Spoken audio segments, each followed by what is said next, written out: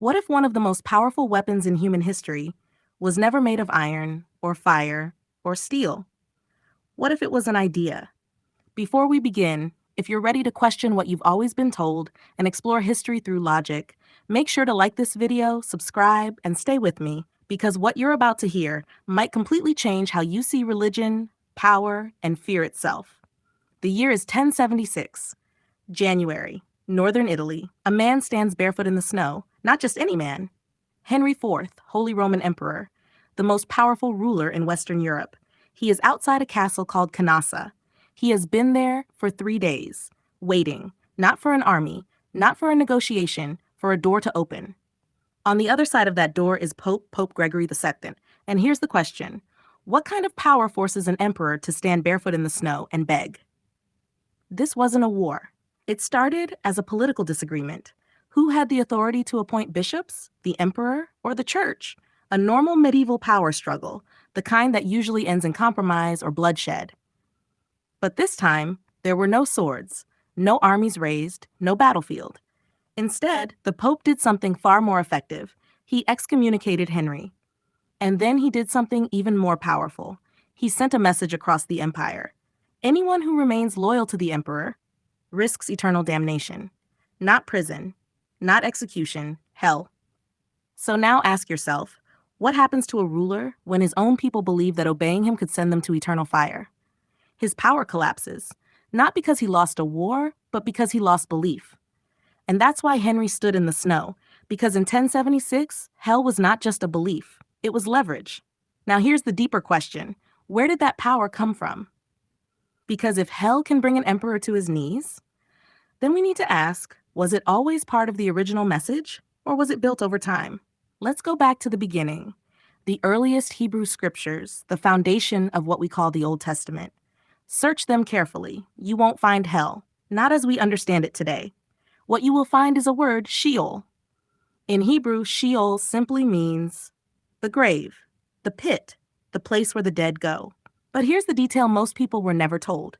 Everyone goes there, the righteous, the wicked, kings, slaves, no judgment, no fire, no punishment, just silence. So ask yourself, if the earliest texts describe death as a neutral, silent place, where did the idea of eternal torment come from? Because something changed. Around the 3rd century BC, Jewish scholars translated their scriptures into Greek, a project known as the Septuagint. When they encountered the word Sheol, they replaced it with something else: Hades. Now here's where things shift. Because Hades is not a neutral grave. It's a structured underworld, a place of judgment, reward, punishment. So now ask yourself, what happens when you replace a neutral word with one loaded with mythology? You don't just change the language, you change the meaning. Suddenly, the afterlife isn't silent anymore. It's divided. The good are rewarded. The wicked are punished. And just like that, a concept begins to form. But it doesn't stop there, because something else had already influenced this shift. Centuries earlier, the Jewish people lived under Persian rule, and during that time, they encountered a religion called Zoroastrianism. This belief system introduced something new: a cosmic battle between good and evil, a final judgment, a heaven for the righteous, and a place of punishment for the wicked. So now ask yourself, is it coincidence that these ideas appear in Jewish texts only after this period?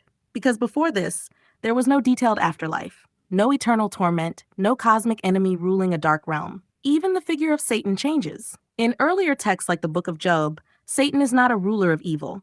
He's more like a prosecutor, a tester.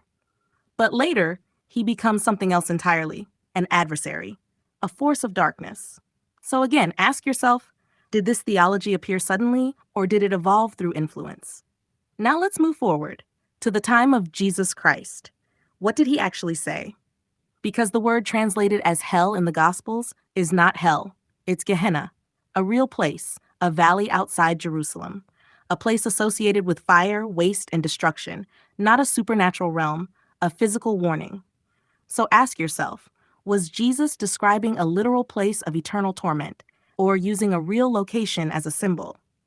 Because context matters. And here's something even more revealing. The concept of eternal hell barely appears in the earliest Christian writings. Even early thinkers like Origen believed something very different, that eventually all souls could be restored.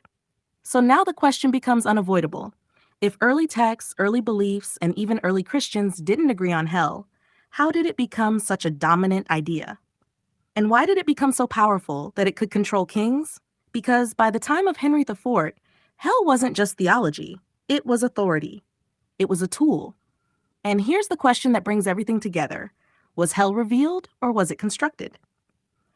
Because when you follow the trail, you don't find a single origin. You find layers, translations, influences, interpretations, and each layer adds something new. So now, the final question is yours. If a belief can shape empires, control rulers, and define entire societies, shouldn't we understand where it truly came from? If this made you think differently, even for a moment, make sure to like this video, subscribe, and share your thoughts below. Because sometimes, the most powerful ideas in history are the ones we never stop to question.